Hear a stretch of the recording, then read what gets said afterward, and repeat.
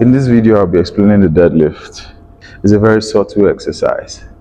It's an exercise that triggers a lot of annoyance in a lot of health practitioners' ears. Like when they hear it, they get irritated. And so I'm going to be really careful. The goal of the deadlift is simply to safely pick up stuff from the ground and stand upright. So if you approach it from the context of ability to safely pick up heavy stuff and stand upright, you will realize that everyone is entitled to the ability to be able to deadlift at least their body weight. For an average person who works out, twice their body weight. And for one who looks to compete, 3 times their body weight. So if you're not even picking up your body weight and you don't care, or you have a point to prove, but you still cannot pick up your body weight, when I end this video, come and look for me. But anyway, let's get into the exercise. Same way we did the bent over row, but just assume you didn't see the bent over row video. This is a deadlift.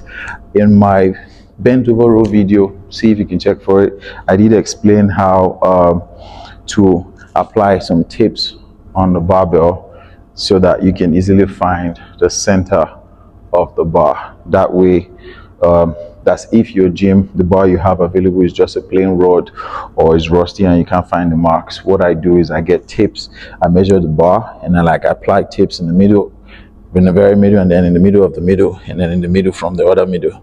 You get me? That way, if I want to get down, I know exactly where the middle is, and I know the difference between left and right, and so I don't have to readjust everywhere from the middle. That being said, I get into the middle of the bar, shoulder width apart. My stance is narrower than that of a squat. In my squat, I will go wider than my shoulder width, and I will turn my toes outward, of course, so that my hip can open and move easily. But on the deadlift, I will still turn my toes out, but not ridiculously as I did on the squat. And then the width of my feet will not be as wide as the squat. It will be slightly same with my shoulder width, or maybe even narrower. So if you see people with this stance, God bless them, they're doing just excellent.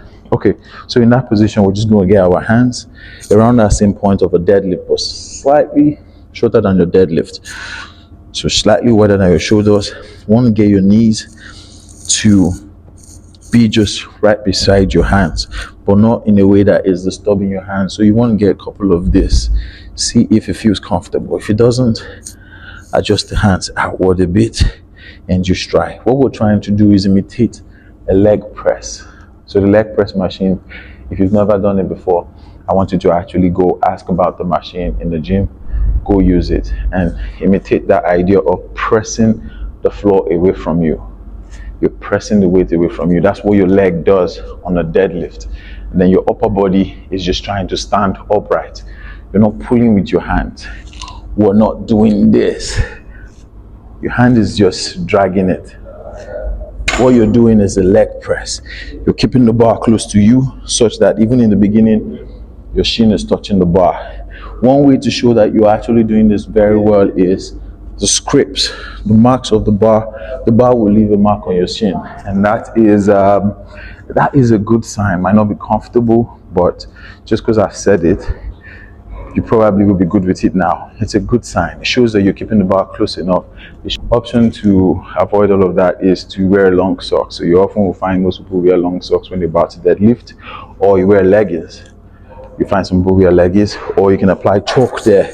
You often find some people apply chalk, but the scars that comes from that is just those marks of disciplines. And shoulder width apart, my feet is resting on the shin or just slightly away from it, and I'm just going to sit down, look up. Now there's one more thing left. After sitting down and looking up, I can feel my legs are tensed. Yes, that's because they're about to push the floor.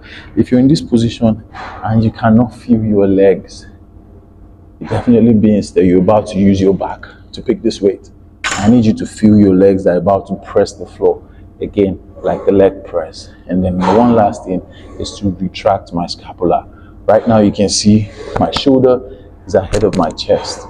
What I want you to try to do is pull back that shoulder so it looks like My chest is coming ahead of my shoulder.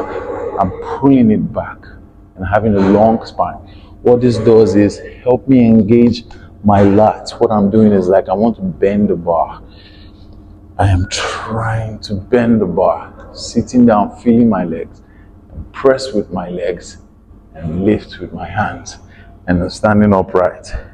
In this top position, there's no need to do this. This is just, it's like baking the cake, icing it, and then stepping on it. So go back gently into a hinge and then a drop. You don't have to follow the weight.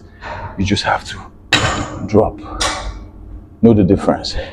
Feel your legs, retract your scapula, engage your lats, tall spine. Press with your legs and stand upright. That's all.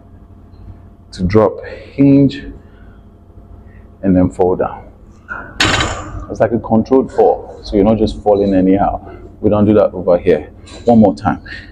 Sit, retract the scapula, and then press with your legs. And then stand upright. Capiche?